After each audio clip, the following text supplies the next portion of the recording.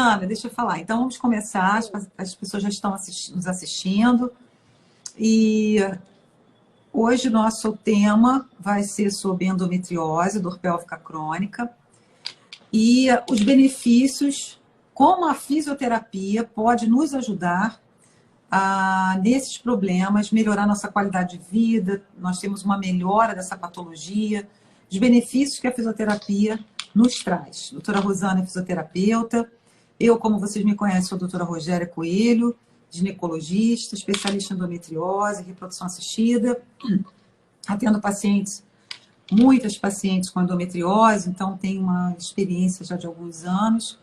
E vou ficar muito feliz de poder falar para vocês e esclarecer e poder ajudar tantas pessoas a entender melhor essa patologia e as suas considerações. Rosana, fala um pouquinho de você, minha querida. Tá. Bom, boa noite, pessoal, tudo bem?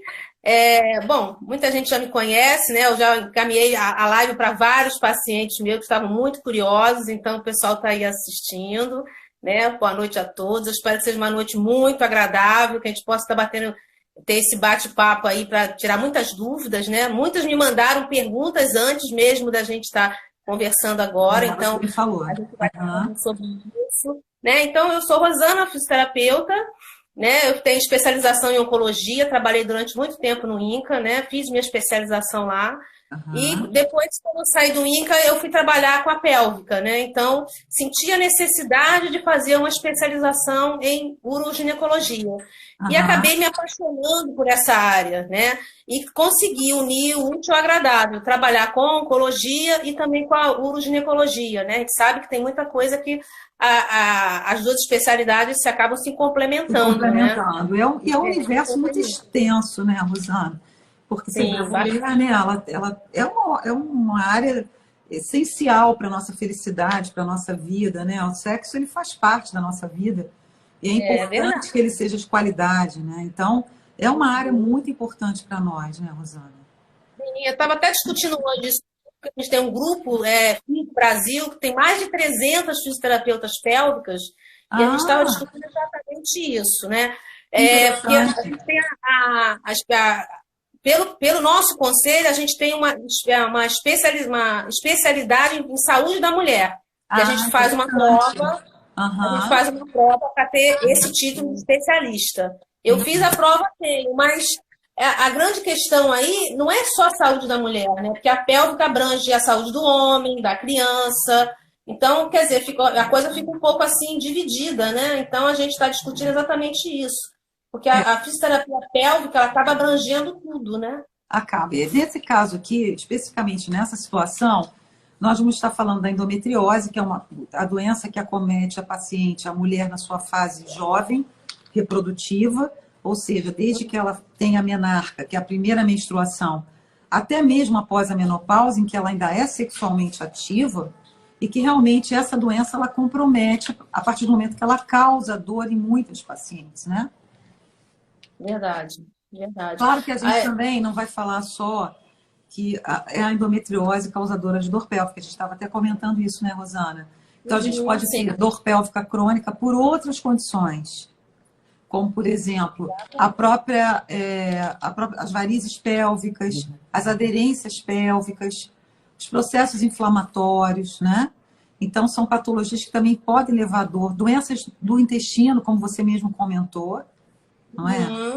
Retrocolite ulcerativa, doença de Crohn, síndrome do colo irritável. Então, nós temos essa condição. No homem é diferente, a mulher não. Tudo é muito relacionado, os outros órgãos abdominais, com a nossa pelve, com o nosso útero, né? Com a nossa vagina. Então, essa inter-relação, e ela acaba levando a uma... Você tem acometimento de uma área, você pode ter sintomas em outra área da sua pelve, não é? É verdade, é verdade. E a gente sabe que a dor pélvica crônica tem várias etiologias, né? Como você acabou de citar, né? É a ginecológica, que a gente vê muito, é a urológica, com a bexiga dolorosa, que também vai causar dor. Tem cistite intersticial também, né, Rosana? A própria cistite intersticial leva a dor pélvica.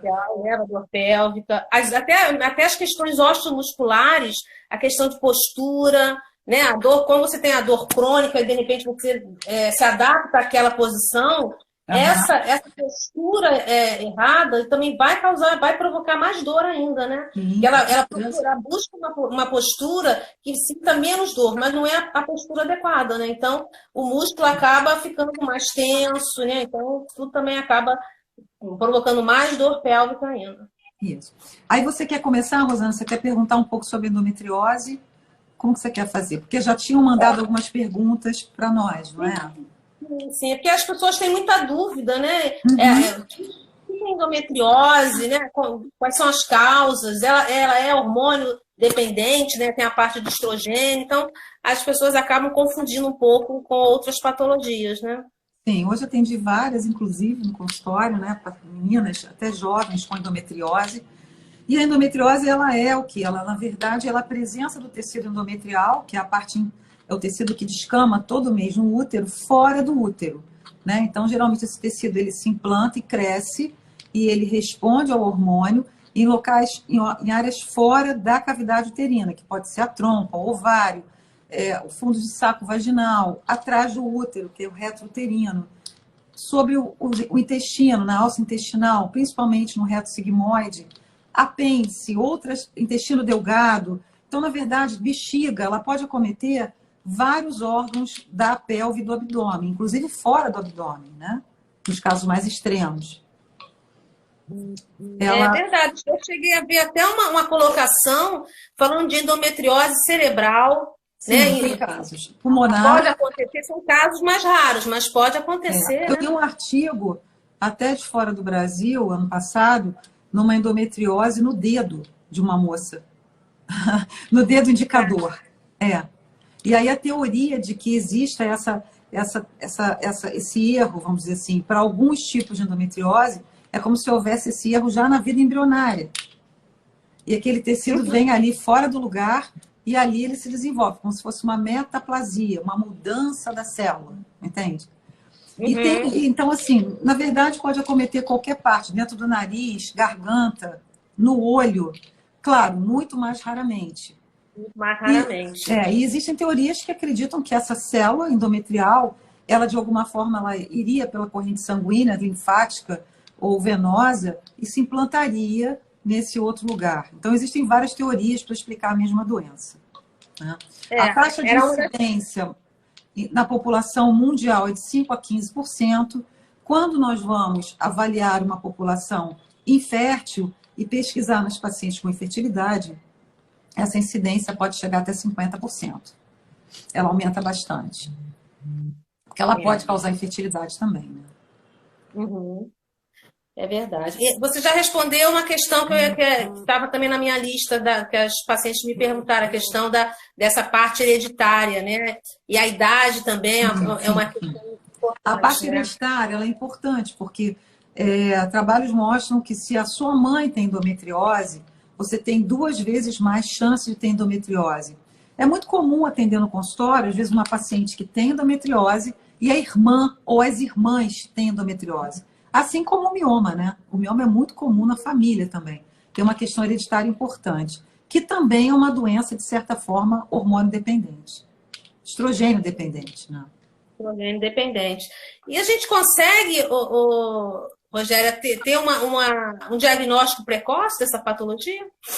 Então, o diagnóstico é o que a gente estava conversando mais cedo. É a importância de você desconfiar que você tem a doença e o que nós colocamos, não achar normal você ter cólicas absurdas todo mês que te fazem parar no hospital, ou você perceber que essas cólicas estão ficando mais fortes, mais intensas, e a partir desse momento, a partir do momento que você perceber que isso não é considerado uma coisa natural, normal, fazer a pesquisa.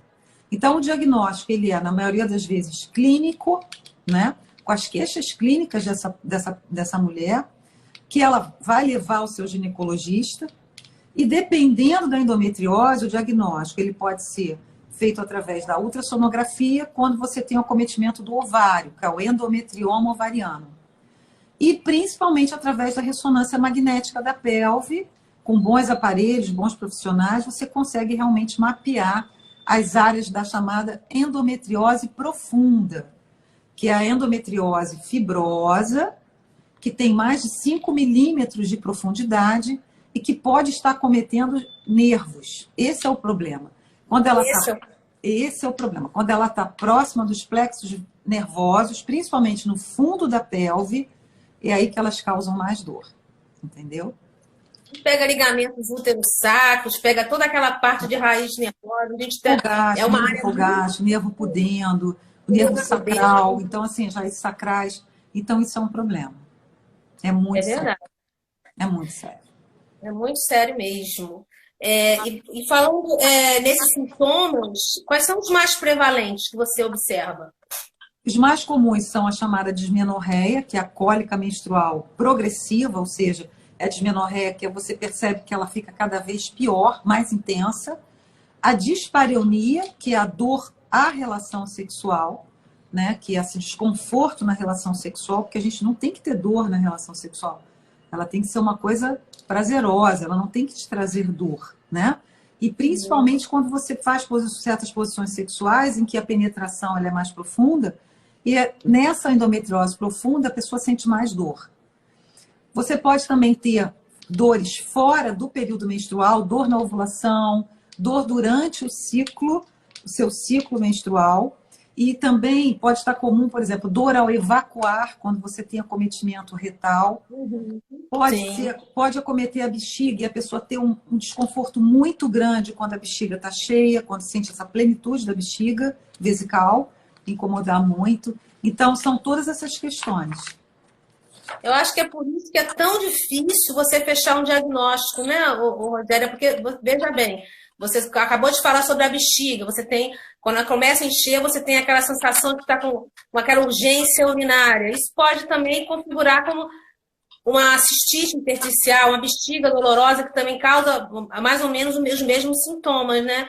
Então, acho que como é tudo muito, eu falo muito com minhas pacientes assim, é tudo junto e misturado. Né? Pensa no edifício que você tem lá, o andar de cima é a tua bexiga, o andar do meio é a tua vagina e o andar de baixo é teu reto. Então, tudo assim, junto, né, Rosana? É tudo junto. Mexeu com uma coisa, mexeu com outra, né? Não tem como, né? É verdade. E quando você faz os procedimentos cirúrgicos, você acaba tendo aderência dessas estruturas, né? Eu acho que isso também compromete muito a questão da dor, né? Também o que acontece? A técnica cirúrgica ela é muito importante, quer dizer, a forma como você aborda esses nódulos profundos, essa proximidade com estruturas muito sensíveis, como o ureter, por exemplo, e nervos que inervam a bexiga. Então, a cirurgia ela tem que ser muito delicada. A verdade é essa, muito precisa. Às vezes são cirurgias que demoram 8 horas, 7 horas, 9 horas. Por quê? Porque você tem que ser muito delicada no processo de retirada dos nódulos. Você pode lesar um nervo e levar um problema crônico, pior até do que a paciente sente. Então, tem que ser em mãos habilidosas, pessoas que têm prática de fazer esse tipo de cirurgia, que fazem bem, para que a pessoa também não fique operando 50 vezes. Porque a paciente é suboperada e o que acontece? Ela é operada novamente e exatamente esse lesão ela não é abordada cirurgicamente de forma correta. E não tem como essa paciente ficar sendo operada 500 vezes. Entendeu? Então, é muito agressivo, né? Para a própria estrutura, né? Porque quanto mais você opera, mais aderência vai ter, mais você vai estar manipulando estruturas importantes, nervosas, né? Sim. E então, é uma bola de neve, né? A cirurgia, ela tem que ser planejada. E o que nos ajuda a planejar essa cirurgia é uma ressonância bem feita, de qualidade, que ela consegue mapear os focos e você tem a noção de quão grave vai ser essa cirurgia, você já entra com planejamento, geralmente equipe multidisciplinar. Então, nós fazemos com o proctologista, com o urologista. Então, é necessário que seja uma equipe grande para que cada um possa participar da sua área e poder atender essa paciente da melhor forma possível, entendeu, Rosana? Entendi. Para que a cirurgia não passe a ser um problema, e sim uma solução. Uma solução. Depois da cirurgia também fica tudo muito sensibilizado, né? Eu estou vendo uma paciente que ela dizia para mim que ela ia 60 vezes ao banheiro para fazer xixi, com aquela vontade de urinar o tempo todo, uma sensação de esvaziamento incompleto. Mas depois da cirurgia? Antes da cirurgia. Sim, sim, porque o nódulo, dependendo da localização, se ele está próximo ao detrusor, se ele é mais de teto vesical, se ele está próximo do orifício ureteral, ele vai dando sintomatologias diferentes. Uhum. Então, isso é que vai, com a presença daquele nódulo irritando ali a bexiga, você acaba tendo problema de polaciúria, ficar urinando toda hora, urinando durante a noite, não consegue encher a bexiga. Então, são várias situações, né?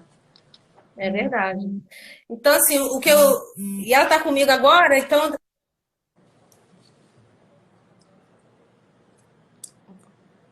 Ficou um pouco. Oi, voltou, Rosana.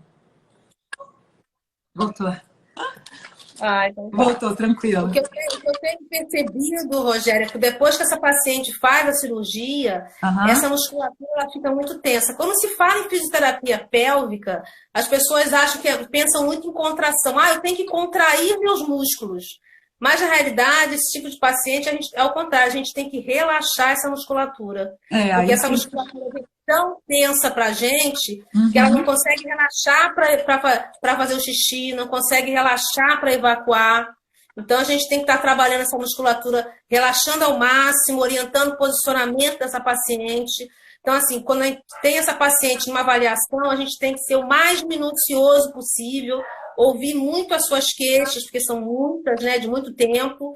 Então, é um trabalho bem bacana e que a gente ganha muito resultado, entendeu? É importante que o ginecologista procure ouvir as queixas dessa paciente.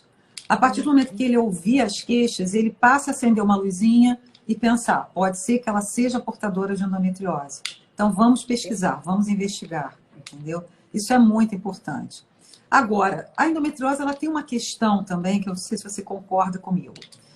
Toda dor crônica, ela tem uma retroalimentação. Então, quando você tem a dor crônica, seja ela de que natureza for, existe uma retroalimentação. Eu até li um trabalho russo muito interessante no Congresso Mundial de Endometriose, em que eles fizeram ressonância magnética para saber se no cérebro dessas mulheres que tinham dor crônica de endometriose, se existia alguma alteração, entendeu? Então, assim, para quê? Para saber se esse estímulo doloroso, que é retroalimentado, e a gente percebe isso até na hora de operar, depois que a gente opera a paciente, ou depois no pós-operatório, elas, mesmo que elas estejam super anestesiadas, quando elas acordam, elas ainda referem a dor.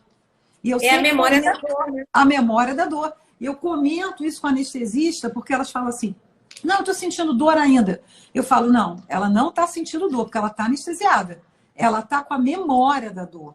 E assim como existe a memória da dor, existe a memória no músculo, do seu estímulo. Perfeito. Aí vem a contração que você falou. Realmente a pessoa vai criando um ciclo vicioso a nível de cérebro, medula, raiz nervosa e a próprio músculo, porque são todos conectados. Não existe uma separação. Ah, o músculo, o nervo, o tendão, não. É tudo junto. É tudo junto, exatamente. É tudo junto e misturado, né? Como você falou, né? Exatamente. Então, o que eu converso muito com elas é em relação a isso, a gente quebrar esse ciclo de dor. Sim. Né? Porque como essa dor está muito forte ainda nelas, a gente tem que... É como você ter um torcicolo e querer mexer o pescoço. Como é que você vai mexer o pescoço se você não libera essa musculatura? Você não consegue, né? Não consegue, né? Então, o que tem que fazer? A gente tem que melhorar primeiro essa questão, essa tensão, que é principalmente aonde? Nos levantadores de ânus, né? Nos obturadores internos. Então, essa hiperatividade dessa musculatura, a gente tem que melhorar para ela ficar com tônus mais relaxado, né? Então, primeiro melhorar essa questão, melhorar... E quando você melhora isso, Rogério, você melhora o quê? Fluxo sanguíneo, também melhora isso, né? A questão da vascularização, né? Como é que ocorre isso? Se o seu músculo está mais relaxado, você vai ter uma vascularização também com mais facilidade. Exato. Que ele contraído, não é? Exatamente isso. Então, a gente trabalha muito essa questão, porque quando se fala em fisioterapia pélvica, só pensa em pompoarismo, em contração, e é totalmente ao contrário. Como é que você vai trabalhar uma contração do músculo que já está tenso, que já está hiperativo? Não tem como, entendeu? Isso aí também, Rosana, é que te perguntar, isso acaba confundindo, por exemplo, com o vaginismo, né? Porque o vaginismo, ele vem exatamente desse medo de você ter a relação. Porque como ela é dolorosa, você só vai tendo um ciclo vicioso em relação a essa questão. Então, a pessoa já se contrai involuntariamente, ela já faz a contração na penetração por conta da dor que ela sabe que vai sentir depois. Então, é bem complexo. Exatamente. É bem muito, complexo. muito. É um espasmo, chega a ser involuntário, porque é o cérebro que comanda, já está com aquela memória de dor. Então, quando pensa em ter, por mais que ela esteja com vontade, por mais que ela esteja a fim de ter relação sexual com a sua parceria, ela vai ter uma tensão naquela musculatura, ela vai entrar em espasmo e ela não vai conseguir, é muito complicado. Eu até te comentei com você, eu estou com uma paciente agora, uma menina jovem, né, que ela já fez 2 cirurgias para endometriose, né? Ela foi uma especialista e foi novamente buscar um especialista em endometriose, e nesse exame ela identificou que ela tem vulvodínia e vaginismo. Então, quer dizer, é tudo junto também esse complexo todo, né? Ela tinha uma ardência na vulva, ela tinha uma ardência na penetração, ou seja, aquela dispareunia de superficial e também profunda. Então, assim, é um complexo todo que você tem que estar trabalhando, você tem que estar ajustando novamente, trabalhar essa musculatura para relaxar, para ela quebrar esse ciclo vicioso, né? Para quem está entrando agora na live, boa noite para todos novamente. E, Rosana, aqui nós recebemos uma pergunta que eu vou colocar aqui para você. Perguntaram assim, por que em alguns casos o corpo absorve a endometriose e em outros não? Tem que haver imunidade da pessoa, quer dizer, absorve, eu entendi que ela está colocando como se a endometriose tivesse sido regredida. Na endometriose profunda, que é a endometriose que causa realmente mais dor, que causa dor, normalmente isso aqui não acontece. Não existe uma reabsorção desse nódulo, é um tecido duro, fibroso, ele não vai ser reabsorvido. O que pode acontecer é com um bloqueio hormonal de longo prazo, você bloqueando a menstruação, usando progesterona, alguns tipos de progesterona específicos, esses focos eles vão regredir um pouco de volume, mas eles não vão sumir, entendeu? Então, assim, isso não vai acontecer. Quando você tem a endometriose mais superficial, que é a endometriose peritoneal, inflamatória, que não é a profunda, que está relacionada mais a um processo inflamatório, às vezes ela pode desaparecer ou regredir bastante com o tratamento hormonal, com bloqueio do estradiol. Entendeu? Da ovulação e da menstruação. Mas o foco profundo não vai desaparecer. Não acontece isso. Claro, a imunidade é importante, porque a gente estava colocando ontem, a gente estava conversando sobre isso. Claro, o estilo de vida, qualidade de vida, qualidade de alimentação, exercício físico, bem-estar. Eu costumo dizer para as minhas pacientes o seguinte: o que te faz mal? O que te irrita? O que te estressa? O que está te deixando nervosa? É o meu trabalho, é o meu emprego, eu estou fazendo muitas coisas ao mesmo tempo, não estou dando conta das minhas obrigações, estou com uma vida agitadíssima. Muda a vida. Tenta ficar mais calma, melhora a qualidade de vida, sua alimentação, vai meditar, yoga, qualquer coisa. O que você gosta de fazer? Eu gosto de andar de bicicleta. Vai andar de bicicleta. Eu gosto de nadar. Vai nadar. Faça alguma coisa por você. Porque é lógico que o fio psicológico ele é muito importante também para gente. Se você não está bem, você está estressada, nervosa, magoada, triste, deprimida, você só vai perpetuar um quadro, não é? Isso é muito importante. A qualidade de vida ela é muito importante no tratamento. Não, a gente trabalha o tempo todo com isso, né? O tempo todo, porque é uma mulher que já é ansiosa, né? Agitada, esse tipo de vida que a mulher agora está a 150 por hora, né? A mulher faz tudo, a mulher é dona de casa, é mãe, trabalha fora, então isso tudo estressa muito, né? Muito. Então é realmente complicado. E você falou a questão Então, a gente pode colocar que a endometriose tem alguns graus, é isso que você está querendo colocar? Um grau mais superficial? Você tem várias. Tiveram algumas classificações ao longo desses anos, em que, de 87 para cá, em que a gente estuda muito mais endometriose, mais de quase 30 anos, né? E houveram algumas classificações, mas em geral, o que a classificação mais aceita hoje em dia, ela está um pouco relacionada à etiopatogenia. Então seria a endometriose do ovário, que é o endometrioma ovariano, a endometriose peritoneal, que é essa endometriose inflamatória, e a endometriose profunda, que é do reto sigmoide, a endometriose que está relacionada à dor, principalmente essa está relacionada à dor. Além disso, a gente tem a endometriose também, que é do útero, que é a adenomiose, endometriose uterina, que é um outro tipo de endometriose que pode causar dor e sangramento com menstruação excessiva. E confunde muito também com a endometriose intestinal, entendeu? E cada uma tem um tipo de tratamento, né? Sim, agora, Rosana, eu queria te perguntar uma coisa, por exemplo, como que a fisioterapia ela poderia ajudar? Qual seria a técnica para ajudar na dor, por exemplo? O que a gente poderia usar? Olha, Rogério, hoje em dia nós temos vários recursos, né? Nós utilizamos muito a eletroestimulação, que é o TENS, né? O A TENS. estimulação transcutânea, né, Aham. no modo acupuntural, né, que acaba você prolongando essa sensação de alívio da dor, né? A gente pode fazer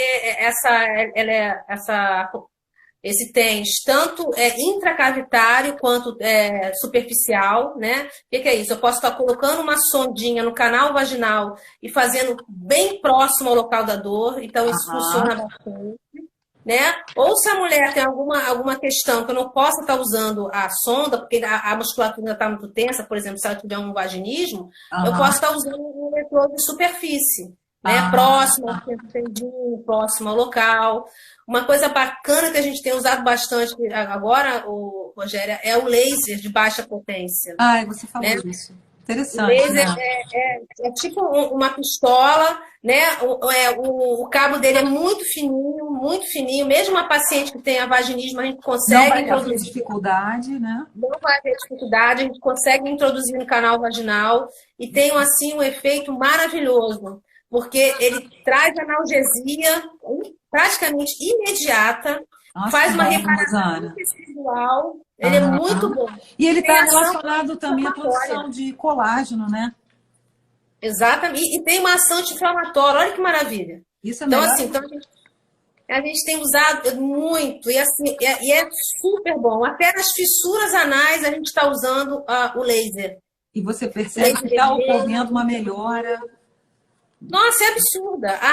A paciente está, por exemplo, quando tem uma paciente que tem uma fissura anal por conta de uma dificuldade evacuatória, a gente faz o laser, ela tem alívio imediato da dor. É interessante, né?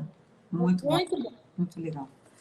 É bem interessante. Agora, a gente sempre indica, Rogério, coisas para se fazer em casa, né? De repente, o que a gente chama de termoterapia, uma bolsinha de água quente para dar uma relaxada, né? Ela mesmo fazia uma massagem perineal, né? Ela mesmo se tocar. E a gente sabe que tem muitas mulheres que não se tocam, não se conhecem, isso é um grande problema também, né? Então, a gente sempre estimula isso, o autoconhecimento, saber onde é que fica a vagina, que a vagina é um orifício, a uretra é outro. Isso tudo a gente tem que Eu acho que esse autoconhecimento ele é muito importante, né? Porque muita gente não tem esse hábito de se tocar, de conhecer seu corpo, né? Não, eu estava conversando hoje. Nas gerações mais antigas, então, isso não foi ensinado, né, Rosana? Pelo contrário, era na rua, né? Não podia. Era proibido, era feio, né? Eu estava conversando isso hoje com uma paciente, porque assim, quando a gente faz a fisioterapia pélvica, a fisioterapia é movimento, né? Então os pacientes perguntam, tem que levar alguma roupa diferente para fazer a avaliação? Eu assim, não tem que levar roupa nenhuma diferente. Porque na realidade, eu digo para elas que eu tenho que fazer um exame físico. E nesse exame físico ela tem que ficar nua, desnuda, né? Pelo menos da cintura para baixo. Isso choca às vezes, entendeu, Rogéria? Tipo um constrangimento. Aí acaba. É um constrangimento. Às vezes, na primeira avaliação, às vezes eu nem faço avaliação física. Eu só converso, colho a história dela, preparo ela para o próximo atendimento, a gente ter essa avaliação física, porque muitas se negam. Falam assim, não, mas eu não vou preparada para isso, olha só. Eu não vim preparada para isso. Eu não me depilei, eu não fiz nada disso. Falei, olha, não tem nada demais, a gente vai só avaliar, ver reflexos, ver como é que está a musculatura, né? Então, assim, converso com elas a respeito disso, porque a fisioterapia pélvica acaba pegando ela de surpresa, sabe? Mas eu não achei que fosse isso. Então, assim, você como ginecologista e a gente como fisioterapeuta pélvica, a gente faz o exame físico, e o exame físico tem que avaliar a vulva, tem que avaliar a vagina, a musculatura, ver se está tensa, ver se tem algum ponto doloroso, né? Então, tudo, ver cicatrizes, se ela já foi uma mulher que já fez várias episiotomias, isso também conta. Isso também conta, né? porque na verdade a episo ela acaba comprometendo a inervação, né? E aí, essa musculatura futuramente, não só a musculatura, mas todo o assoalho pélvico acaba ficando comprometido. É muito complicado. Minha mãe passou por esse problema. A mãe teve isso. E a gente sabe que parto difícil, sabe? Exatamente. A gente sabe que algumas episos são ótimas, mas outras são um desastre. A tendência atualmente é não se fazer mais, né, Rosana? Sim. É deixar ser totalmente natural, né? Ou no máximo a mediana, né? No máximo. E mais uma vez a fisioterapia pélvica entra nesse contexto, porque a gente começa a trabalhar essa paciente, essa gestante, pode estar trabalhando essa gestante logo no começo, né? Para melhorar essa musculatura, novamente o relaxamento, novamente a massagem perineal. Lembrando que o nosso estilo de vida é ficar extremamente sentada, né? O tempo todo, muito sedentário, então essa musculatura fica totalmente despreparada, né? Para o parto normal, é importante que essas pacientes sejam preparadas fisicamente, né? Também. Sim. A fisioterapia ajuda muito nisso também. Sim, com certeza. E também, não só nas pacientes que ainda não foram operadas, o que eu estava conversando com você ontem, mas também nas pacientes que foram operadas e que ficaram com algum tipo de sequela, dependendo de quem operou, da forma que foi feita, a gravidade, alguma sequela em função da própria cirurgia, que a gente sabe que o organismo precisa de um tempo para recuperar a sua função fisiológica. Se você tira um pedaço do intestino, muito próximo de um nervo, próximo do reto, próximo ao ânus, então, às vezes, compromete esse funcionamento intestinal e ela precisa de um prazo para se recuperar, que às vezes não é tão rápido. Então, a fisioterapia ajuda muito também nisso, né, Rosana? Sim, com certeza. A gente tem várias técnicas para estar trabalhando. Posicionamento, primeiro o posicionamento. Eu acho que isso a gente trabalha muito o comportamental. O posicionamento da evacuação, né? O que ela está com, orientar algumas coisas que ela pode estar exacerbando aí essa bexiga, uma bexiga indo com a bexiga hiperativa. Mas na questão da evacuação, a gente pode trabalhar com técnica de balonete para melhorar a sensibilidade dessa musculatura anal, né? Então, relaxar essa musculatura para poder esvaziar melhor. Então, o posicionamento adequado é extremamente importante. Às vezes, só no posicionamento, ela já melhora muito a função, a maneira dela evacuar, a função evacuatória. Fizeram uma pergunta aqui, por exemplo, ela não tem muito a ver, mas tem um pouco a ver. Quero engravidar de novo, porém, estou há 2 meses sem menstruar. Isso diminui muito a minha libido. Há algo que eu possa fazer? Quer dizer, nesse caso aqui... o que a gente percebe? Existe uma irregularidade menstrual que pode estar relacionada a uma alteração hormonal. Então, eu aqui sugiro que procure um ginecologista, que faça uma avaliação hormonal e transvaginal para ver se tem algum cisto, se está com uma disfunção hormonal, os hormônios estejam baixos, né, diminuídos, já que está com uma diminuição de libido, e a partir daí possa se tratar, antes de procurar, de repente, a fisioterapia, né? A fisioterapia pode ser uma opção, mas a gente tem que ver se não é um problema orgânico, né, Rosana? Exatamente. Acho que a questão do libido, a gente tem. Se você está com pouco libido, você está provavelmente tendo uma lubrificação deficiente também, né? Então, essa questão da lubrificação pode estar provocando dor nessa relação. Né? Se ela não está utilizando algum tipo de hidratante vaginal, o que a gente orienta também muito, Rogéria, é o uso de hidratante vaginal, que é a base de água, que é muito bom. Ajuda bastante. Óleo de coco, ou o próprio óleo de coco na vulva, né? Que também ajuda pra caramba. E é uma substância que é barata, dá para todo mundo comprar óleo de coco, utilizar óleo de coco. Né? Mas assim, se a gente observa que falta libido, né? As glândulas de Bartholin já não estão funcionando lá a pleno vapor para estar lubrificando essa mulher. Provavelmente ela deve ter dor na relação sexual, né? Se as preliminares não forem boas, ela vai ter dor na penetração. Essa dor, automaticamente, ela vai tensionar essa musculatura. E aí já começa a ficar tudo ruim, né, Rosana? De 90% das mulheres que têm esse tipo de queixa, essa musculatura está muito hiperativa, não tem uma boa circulação local, não tem uma boa revascularização. Então, pensa num local que está tudo tenso e você quer introduzir alguma coisa. Então, primeiro você tem que melhorar toda essa dinâmica para poder até mesmo liberar essas glândulas a voltarem a funcionar do jeito que tem que ser. Porque está tudo congestionado. Pensa numa congestão. Está tudo ali tenso, congestionado, circulação diminuída. A gente pode melhorar com a fisioterapia? Pode, relaxando, melhorando o tônus desse músculo, né? Facilitando essa circulação. Né? Isso aí é extremamente importante. Me perguntaram aqui o seguinte, por que durante a crise de dor, né, a pessoa apresenta vômitos e diarreia? Porque quando você tem uma dor muito intensa, você tende a fazer reflexo vagal. Estimula o nervo vago.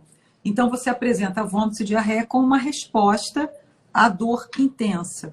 Então, é comum. Que pode culminar até no próprio desmaio, dependendo da gravidade.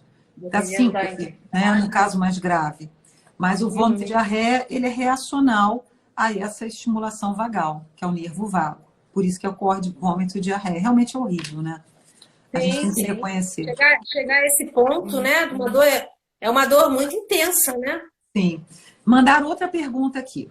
Tinha pelve congelada, com focos entre o reto e a vagina e no intestino.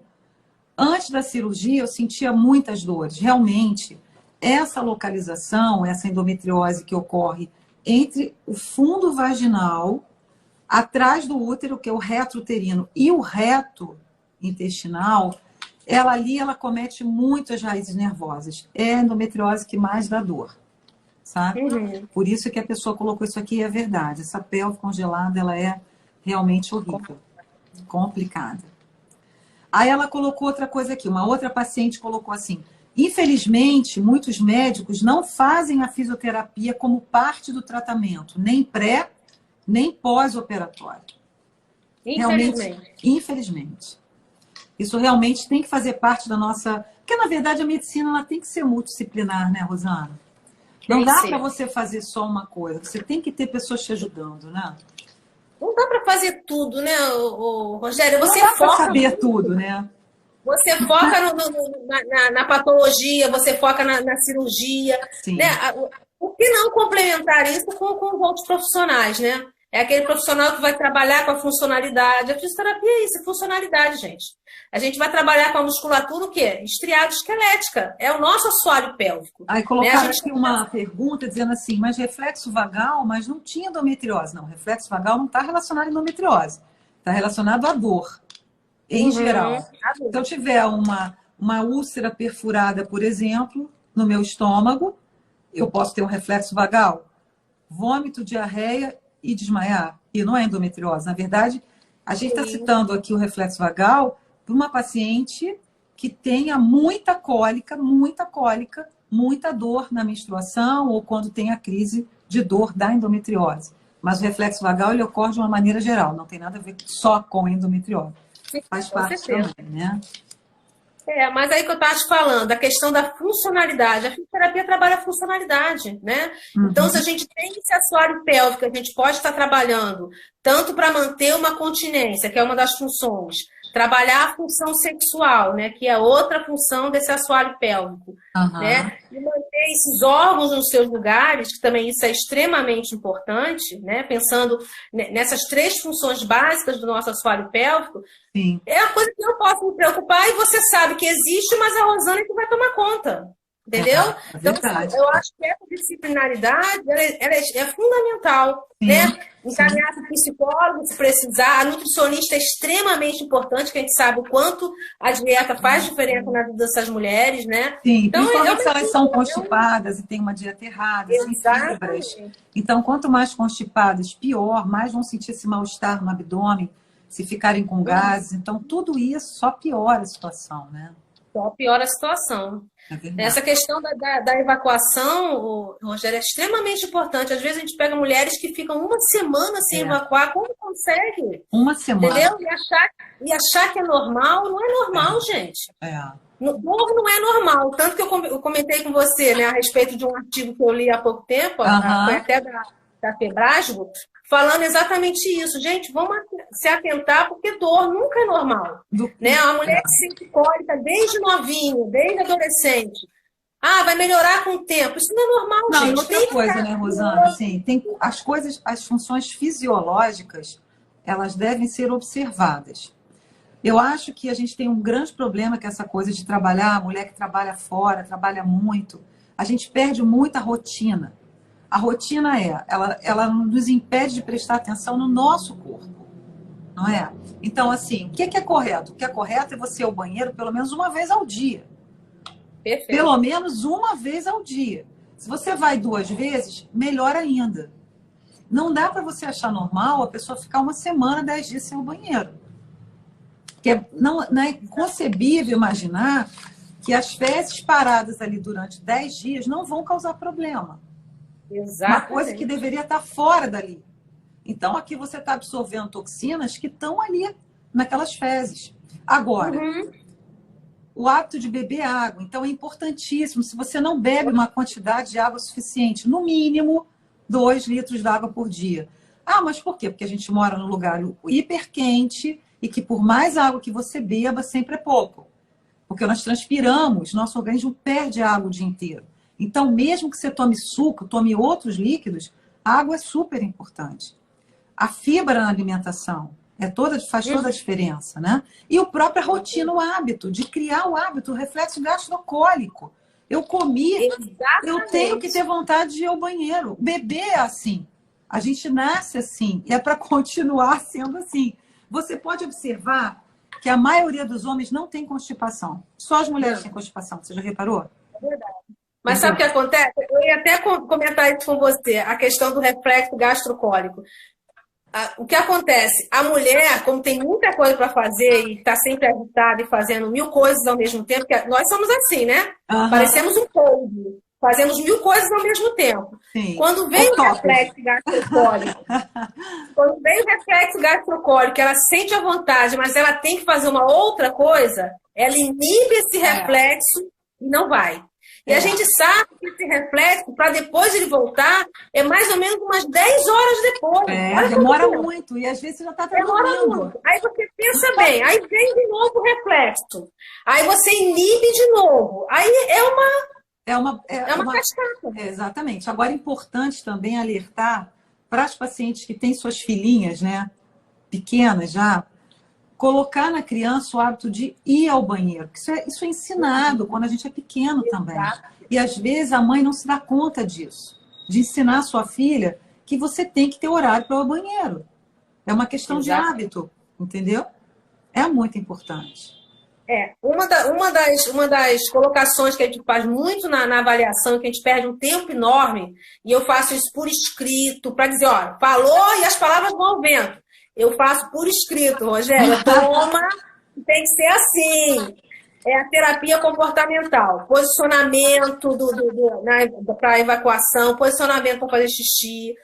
Mando vídeo para as pacientes para ver o vídeo pelo Zap, se não tiver dar tempo mostrar o vídeo na hora da avaliação. Porque assim, hoje em dia, como a gente tem a tecnologia para estar auxiliando, então assim, o vídeo é bonitinho, é um desenho, a pessoa acha que é bacana e a gente tem que estar utilizando, entendeu? Fica muito então a mais terapia fácil. comportamental é extremamente importante. Isso tudo que você falou, alimentação, exercício, né? Ter uma rotina. A gente consegue doutrinar o nosso intestino, entendeu? Se a gente consegue manter um horário certinho da evacuação, é só você treinar isso, é treino. E passa a ser automático, né? Ele passa a ser um reflexo. Exatamente. Perguntou aqui, ela gostaria de saber onde fica o útero sacro. O ligamento útero-sacro. Você quer falar, Rosana?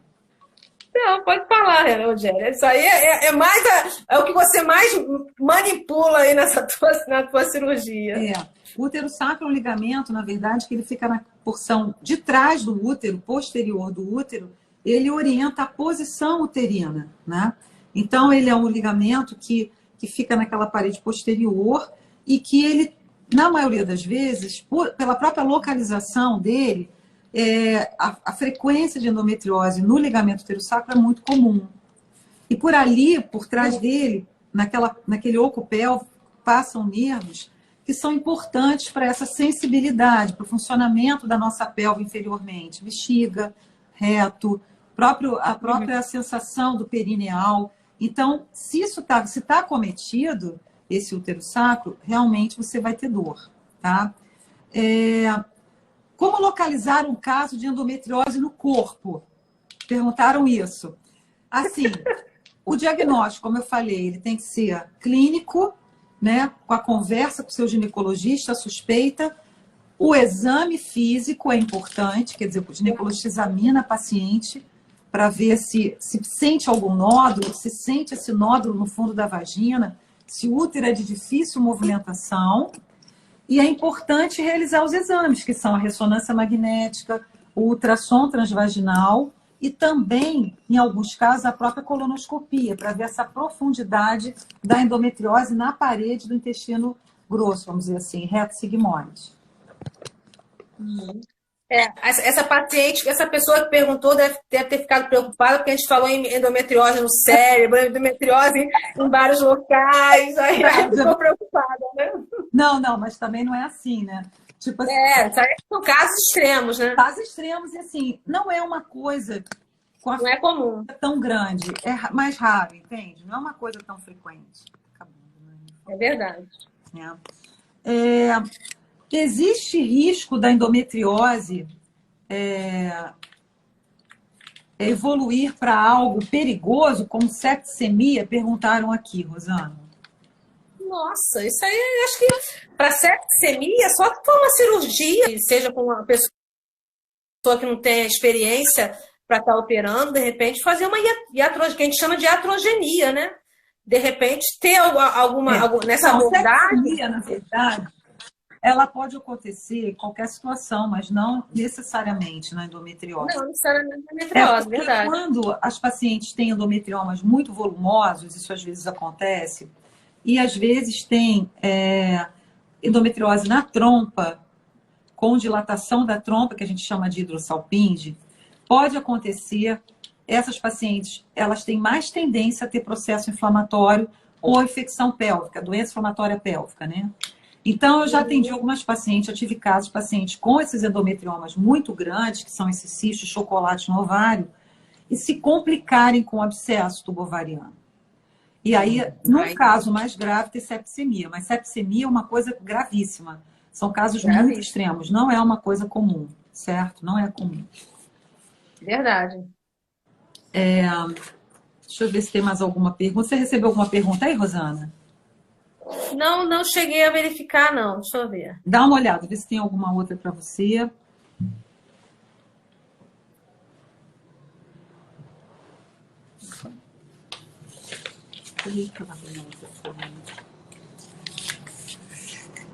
Opa. Vamos perguntar, gente. E tem uma coisa que eu quero falar que é muito importante também.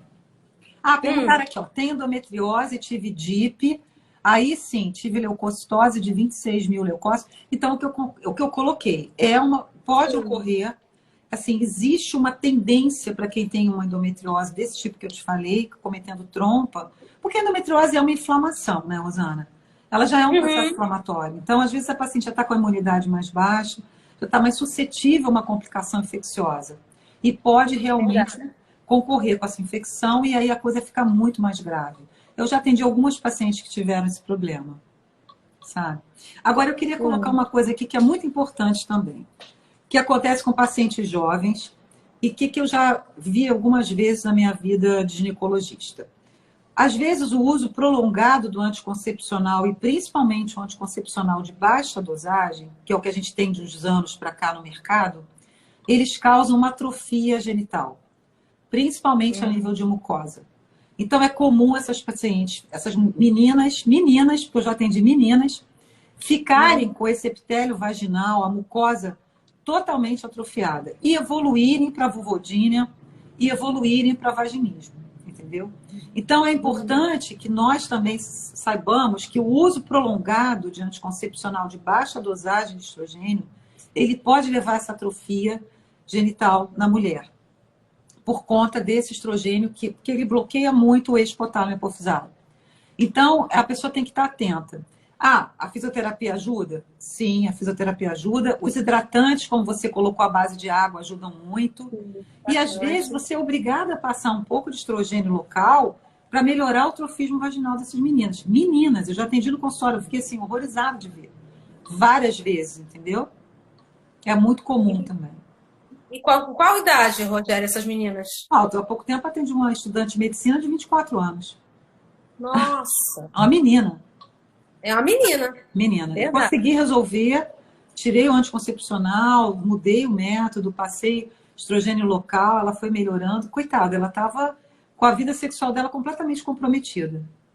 Então, assim, é importante estar atenta também. Às vezes é um detalhe, né? Sim, isso que você acabou de falar sobre o estrogênio local, para a gente também é muito bom. Porque como facilita ali a circulação local, então quando a gente vai fazer os exercícios perineais, né, o treinamento da musculatura do assoalho pélvico, facilita muito essa oxigenação local, melhora muito ali aquele trofismo, né? Então, isso para a gente é uma vantagem. Tanto estrogênio quanto a testosterona também, né? A testosterona é muito bom. Quando a paciente já vem para a gente com esse hormônio local, já facilita muito a nossa atuação. É diferente de uma paciente que já tem uma atrofia, mas ela não usa nenhum tipo de medicamento, ela já vem mais ressecada, sem lubrificação, ainda com dificuldade para entender a dinâmica da contração. Agora, sempre lembrando também que o fato de você praticar, você ter relação sexual, ela vai preparando essa mucosa, né? Óbvio que se você não tem nenhum tipo de atividade local, como a lei do uso e do desuso, né? Vamos dizer assim, grosseiramente falando, essa musculatura fica mais atrofiada ainda. Você vê que eu já atendi paciente de idade com vida sexual ativa e que você não percebia esse ressecamento. Não percebe esse ressecamento. Né? E ao passo, às vezes, a paciente até mais jovem, mas por não ter relação, vai atrofiando completamente a mucosa. É impressionante, né, Rosana? É verdade. Você observa isso também. Não, eu observo isso. E tem, às vezes, também a questão da próprio estreitamento do canal vaginal, principalmente nas mulheres mais jovens, né? A gente não chega a ser uma estenose vaginal, mas tem um estreitamento que a gente tem que estar trabalhando esse estreitamento, liberando toda essa mucosa, essa musculatura, para novamente ela não provocar dor na hora da relação. Estão perguntando aqui pra gente se a live vai ficar gravada. Vai, Nani? Não vai? Ah, você gravou, Rosana? Não vai gravar? Como assim? Tem que gravar. Não, claro, não gravou. A minha filha. Não, grava assim. O que está acontecendo atualmente é que ela vai direto para o IGTV, no teu Instagram. Ah, é? Grava assim. Está acabando já? Já está acabando? Não, acho que não. Não. Ela vai direto? Às vezes sim, a gente tem que tentar gravar para não correr o risco. Rosana, mas a maioria das vezes está direto. Não tem problema, porque senão a gente também pode fazer depois uma outra live com perguntas que as pessoas queiram fazer. A gente se coloca à disposição, se você não se importar. Se for o caso, a gente faz também, para tirar outras dúvidas que elas tenham. Que eu acho que a gente tem que ser bem esclarecedora, né? Nesse assunto. Sim. Mas sempre dúvidas vão existir. As dúvidas são eternas. Sim. Não tem jeito nesse assunto. Uma coisa que é importante também frisar, o Rogério, a questão que a gente já falou lá no comecinho, é a consciência perineal que essa paciente tenha. A consciência corporal é tudo, né? A consciência corporal e perineal, então é pior ainda. Porque você pede essa paciente para contrair o períneo, contrair a musculatura do períneo, ela contrai tudo, menos a contração perineal. Verdade. Então, o que eu quero chamar a atenção é em relação Às vezes você vê, ó, tem uma ginástica íntima, eu vou comprar aparelhinho para fazer exercício. Falei, gente, cuidado. É, Porque se você vai fazer um tipo de exercício achando que melhora, pode piorar, é né? Porque verdade. você não sabe contrair esse períneo, aí vem a questão de colocar objetos dentro da vagina para poder expulsar, tipo, Para ficar pompoarismo, treinando, né? Treinando aquele popuarismo, né? treinando, como se isso fosse o boom, né? Como se fosse melhorar tudo. E É não é, né? Na verdade. realidade, a pessoa tem que saber contrair esse períneo bem direitinho e relaxar mais ainda Isso não para presta poder atenção. ter o controle dessa musculatura, Que né? bom. Já tá acabando, né?